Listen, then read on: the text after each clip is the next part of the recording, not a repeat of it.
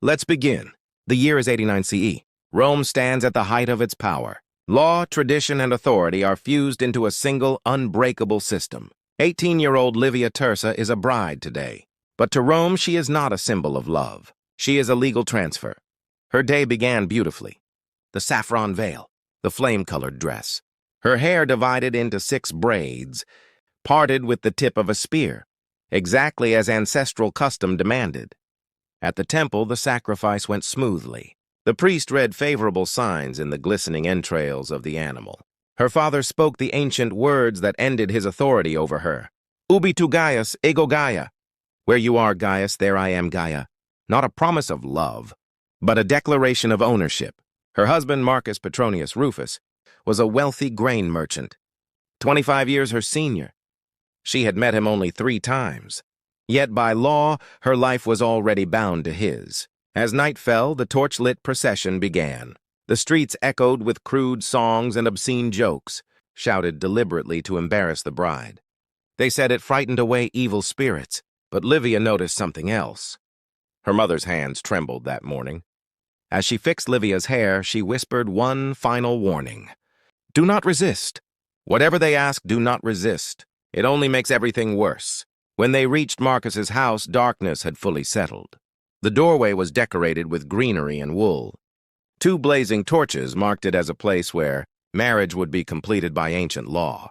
Marcus lifted Livia over the threshold. Officially, it prevented bad omens. In truth, it echoed a time when brides were taken by force. The door closed, and only then did Livia see who was waiting inside. An elderly woman in ceremonial robes, the pronuba, a priest, 3 female slaves, a physician holding a leather pouch of instruments, and in the corner, a tall wooden structure nearly 4 feet high hidden beneath a heavy cloth. The pronuba took Livia firmly by the arm. The sacred rites must now be completed. Livia did not yet understand, but she would. In ancient Rome, marriage was not romance. It was law. Land sales required witnesses. Slave purchases required inspection. And marriage, which produced legitimate heirs, required proof.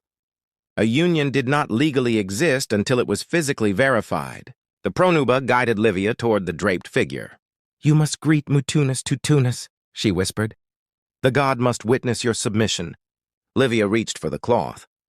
When she pulled it away, her breath stopped. Beneath it stood a wooden idol, carved with disturbing anatomical precision. Not symbolic, not subtle, built for one unmistakable purpose. Ancient writers barely spoke of this god. Augustine described the ritual with rage and disgust. Arnobius hinted at it, unwilling to explain. Lactantius refused to describe it at all, claiming the act polluted the tongue. Roman brides were required to perform this ritual before witnesses. Officially, it was about fertility. Unofficially, it was about something darker.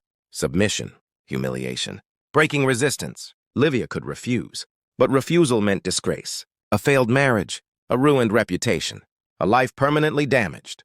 So she did not refuse. When the ritual ended, slaves washed her with warm, scented water, cleansing her of ritual impurity and preparing her for the next step. The physician stepped forward. This examination was mandatory. Earlier that day, her virginity had been documented.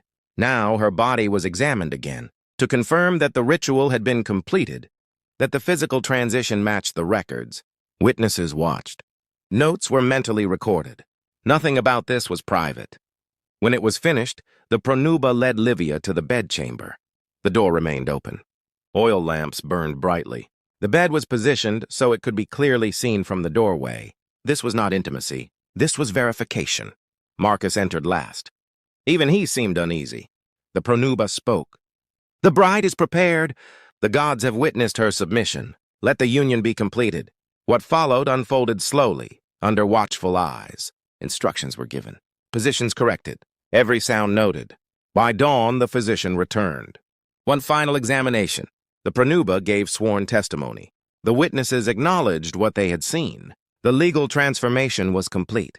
Livia Tersa, barely 18, was now officially a Roman wife. She would manage a household, bear children, attend rituals, appear dignified and respected. But about her wedding night, she would never speak. No Roman woman did. That silence is why these rituals nearly vanished from memory.